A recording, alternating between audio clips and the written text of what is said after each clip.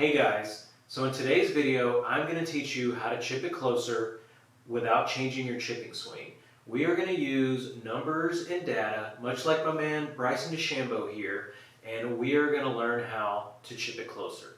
So our whole lives, we have been told that the way that you chip is to go to the chipping green and find a spot and practice with your 9-iron or your sand wedge or your lob wedge and try to chip to various spots on the green and let the ball roll out to the hole. Well, my whole life I tried that and it never worked. And so the only way to make that type of chipping motion and that type of chipping work is to spend hours and hours on the chipping green every single week, grooving a chipping stroke, learning all the little nuances and the 50 different ways to pull it back and to chip to certain spots. Well, I have little kids and I don't have a lot of time to practice. And I can't spend hours on end at the chipping green every single week just so I can chip it close on Saturday. But what I can do is go to the chipping green, spend less than 1 hour, one time, record all the numbers, and then chip it close every single week after that. So that's what I'm going to teach you how to do in this video today, is to get your numbers, make some very simple chipping motions, regardless of what your actual chipping technique or motion might be, and how to record that data so you can chip it close every time. So let's get into it. And before we move on, I wanted to give a plug for Golf Sidekick. If you are struggling with your chipping and you can't make a consistent motion, then go check out his video. I'll link to it down in the description. That gives you some basic chipping techniques and the technique that he uses to chip, because that's pretty much exactly the technique that I use. And also, I'm wearing his What a Player polo shirt. And guys, this is the most comfortable polo shirt I have ever worn. I don't know what material it is, and the brand is some brand I had never heard of before, but the shirt is super comfortable. The most comfortable shirt in golf. He sells these shirts every now and then, and I think when he gets to 40,000 subscribers, he's going to have another sale. They come in all different colors. Go check it out. So here are the basic steps to how we're going to learn to chip it close. We're going to grab our highest lofted wedge and we're going to make 100% full swing chipping motion. We're going to hit a few shots, go to the green, stick a tee in the ground where we think our shots are landing. Then we're going to come back, we're going to hit a half dozen balls. We're going to pick out the best grouping. It might be 3, might be 4, maybe 5 shots. Then we're going to pace off from where we started to where our average landing spot was, then from the landing spot to where the balls came to rest. And we're going to record all those distances in our cheat sheet. We're going to repeat that with a half swing, and then we're going to repeat that with all of our wedges, maybe even our 9-iron and our 8-iron if you're somebody that likes to chip with your irons. But I'll go through all these in more detail. Now let me show you what we want to end up with. So this is a view of the cheat sheet that you can download using the link below, along with the instructions that I just showed. And we want to end up with numbers for all distances. So I actually do a quarter chip along with a half chip and a full chip, and then I do a half pitch and a full pitch.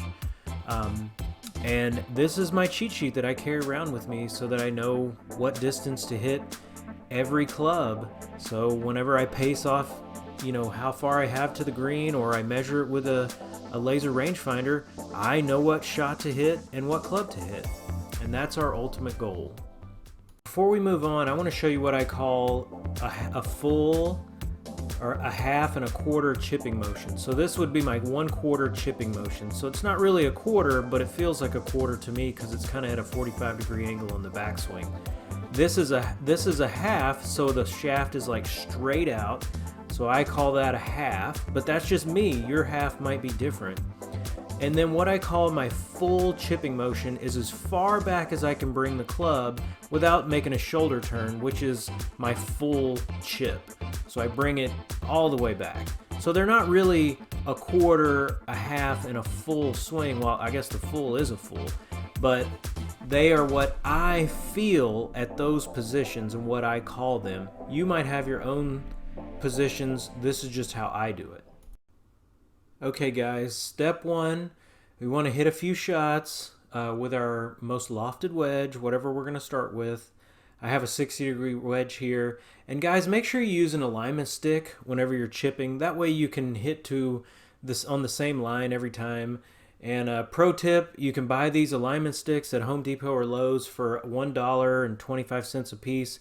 They're usually in the mailbox section. I think they're supposed to be like mailbox reflectors or something like that, but it's exactly the same thing. Get them for $1, and I usually buy like 6 or 7 of them at a time. So lay down your alignment stick, hit a few shots, and try to determine where the ball's landing. Make sure the ball's landing on the green. You might have to move up or move back, but once you hit a few, figure out where it's landing on the green, go stick a tee in the ground. Step 2 is basically literally just to mark your landing spot on the green with a tee. That way we have a point of reference for whenever we are doing the following steps, and we can gauge whether we're hitting the ball past that tee, before the tee, all that kind of stuff. Because we're not chipping to a flag, we're not chipping to a specific thing. We're literally just, I picked the deepest part of this chipping green and I am just chipping to the green. Step 3, we want to hit between 6 and 12 balls with our full chipping motion. So 100% chip. What that means is this is as far as you can chip the ball with your chipping motion. Not a full swing, just a chip. So when you hit these 6 to 12 balls, you should end up with a few of them that are in a pretty good grouping. Like somewhere between 4 and 8 should be within a pretty good grouping. Steps 4 and 5, we want to pace off how far our ball carried through the air and then how far it rolled out. So we're looking for how far it flew and how far it rolled. So I have a decent grouping of about 4 balls here, so I'm going to pace out to the center of where that grouping was. I'm not going to count the one that I chili dipped, and I'm not going to count the one that I thinned, just the decent grouping. Now guys, if you can't put together a decent grouping after you've hit a dozen balls, maybe hit another dozen, and if you still can't, then you might need to change your chipping motion. I recommend Golf Sidekick. Once again, he has a chipping motion very similar to the one that I use. I'll put a link in the description to his video where he teaches you how to chip. Finally, steps 6 and 7, you're just going to repeat steps 1 through 5 for a half swing and a 1/4 swing. You don't have to do a quarter swing. It can be kind of hard to make that little 1/4 swing, and personally, my full and my half are the swings that I'm most confident with on the course. Usually, whenever it's all said and done, if I have 2 yardages that are similar and one's a quarter and one's a half, I'm going to use the half swing every time with the higher lofted club.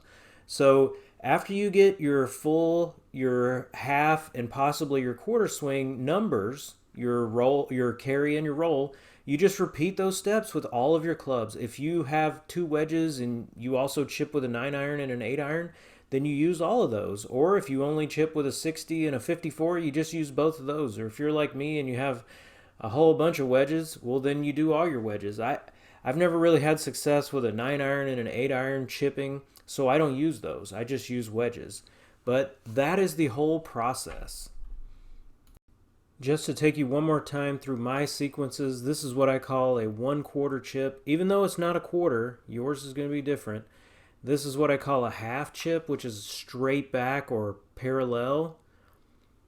And then this is what I call a full chip, so all the way back as far as I can go without rotating the shoulders. Okay guys, when you're all said and done and you've spent your 45 minutes on the range and you've got numbers for 4 or 5 different clubs and you got all your chipping numbers and you've entered them into the cheat sheet, you should have something similar to what I have. I don't actually do a quarter chip for my gap wedge and my pitching wedge because those yardages are already covered by my other wedges, and those higher lofted clubs and those short distances just never worked out for me.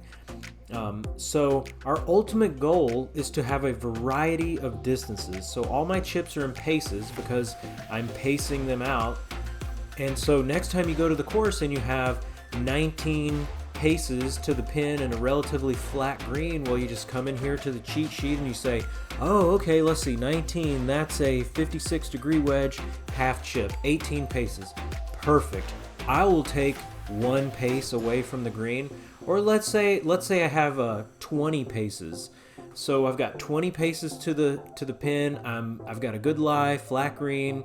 I come in here and I say, okay, I could hit a full chip, which is 22 paces, or I could hit a half, or full with the 56, or a half with the 52, both 22 paces. So maybe then I try to go just a little less than a full with a 56, right? So I'm not going to make the full motion, but I'm not going to make a half, and I'm going to try to get in there and get it in there at 20. So because I know how far my full travels and I know how far my half travels, I can try to make an in-between swing and get to 20. So now you understand, like, this is what the pros do. They know how far all these different shot types travel. They know how far their clubs travel and roll. Another thing, guys, is that different courses, different greens, they have different amounts of roll. The only thing that we can truly control is how far we carry the ball. So what I do is whenever I get to a new course, I always go to the chipping green, I chip 10, 15 chips, and just see how far they roll. And I'll grab my 60 degree and I'll hit some half chips with it. And I'll say, oh man, this thing's rolling out 8 paces. So I'm carrying it 8 and it's rolling out 8. Well, then I'll grab like my 56 and I'll hit like a full 56. I'll say, oh man, this thing's rolling out 15. So it carries 15 and it rolls out 15. Well, now I know I have a 1-to-1 carry to roll ratio and I can adjust for that course. Or like the course I played yesterday, it was a total opposite. I was on the chipping green and I was like, man, I'm getting like 2 yards of roll no matter what club I hit. It seemed like I just couldn't get more than 2 or 3 yards of roll. And I thought, well, geez, am I kind of lofting everything a little bit more today or what? And we're on the first tee and I'm talking to the guy I'm playing with. He says, oh, they have a special salt resistant, because it was an island golf course, so they have a special salt resistant grass here that makes the grass really spongy. They still putt fast, but the grass is spongy, so your chips and your pitches don't carry. And it was very true, so I had to adjust for that. So if I had a chip, I was only giving it maybe 3 paces of roll. So so you definitely have to adjust every time you go to the golf course or to a new golf course. You have to hit a few chips and adjust, but that only takes 5 minutes before the round. You know, if you're wanting to shoot a good score, you're gonna roll some putts on the putting green and you're gonna hit a few chips on the chipping green anyway. I mean, that's just good habits to have. Another thing that I have to do is I basically have to recalibrate these numbers every 4 or 5 months. So basically, like in the spring, I have a set of numbers that works really well. Then when the greens firm up and grow in and everything for the summer, I have another set of numbers. And then for the late fall, I'll have to redo the numbers again.